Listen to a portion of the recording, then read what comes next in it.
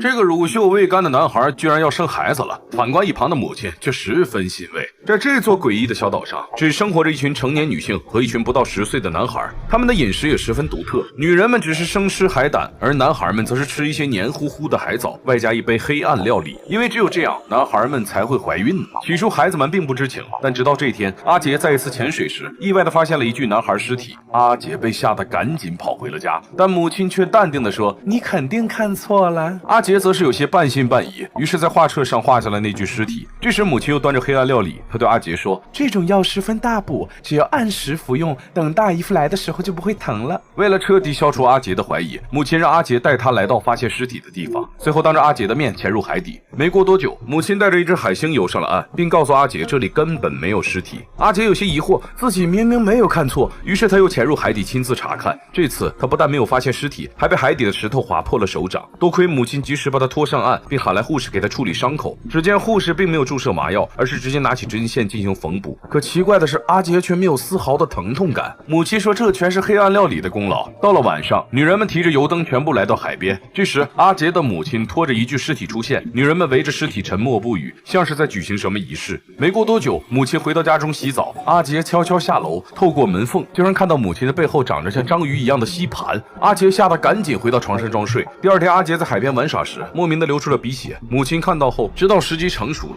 于是便带着阿杰来到医院。接待他的正是给他缝合伤口的护士，护士让他不要紧张。聊了许久，护士发现阿杰的相册上面画的全是与岛上没有关的东西。随后阿杰被推上手术台，医生给他盖上绿布，注射了一种不明液体。当阿杰再次醒来的时候，发现自己身处一个病房内，而这里全是跟他一样的男孩，他们也被注射了不明液体。回到家，母亲继续给阿杰喂食黑暗料理。几天后，母亲带着阿杰来医院做 B 超，发现阿杰肚子里的胎儿已经成型。一旁的母亲看到后居然十分欣慰，阿杰也是纳闷，生孩子真是男人该干的活吗？随后阿杰被安排住了院，这里住的全是跟他一样的男孩。住院期间，阿杰画了一个金发女人和一个摩天轮，护士觉得有些新奇，问他在哪儿见过。阿杰告诉护士，不知为何脑袋里总会浮现出零星的记忆。这天母亲发现了画册，阿杰想抢回来，却被母亲阻止。Obéis à ta mère, tu n'es pas ma mère。